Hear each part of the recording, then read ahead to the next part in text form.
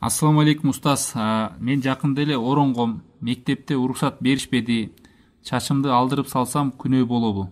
Алейкум ассалам рахматуллахи ва баракатух. Жана жогорудагы суроолордо дагы салам берилип мен айтпай калсам кечирим сурайм. Баарына тең ва алейкум ассалам. Анан мектепте хижабка тыюу салган болсо, албетте мындай күнөө иштерде баш ийген болбойт. Негизи менин билишимче да кийим эле өзгөрүп кетпесе андай кылган мугалимдердин да укугу жок. Өзүнүн талабын талашса болот. Анан чала угуп калдым, чачымды алдырып салсам болобу дегендей кылдыбы же кандай? Ушу чачымды алдырып салсам болобу, ошо жуулук менен оронуп жүрсө билинбей калабы дегендей түшүндүм да.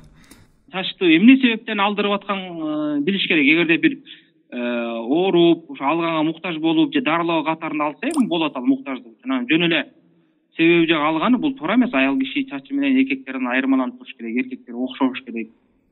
Анткени бул чачын кыска алып жүрүү өтө же болбосо чачын алдырып салуу бул эркектердин жүрүм турумуна кирет. Анан ким эркектерге окшогон болсо Алла таала андай каргаган да.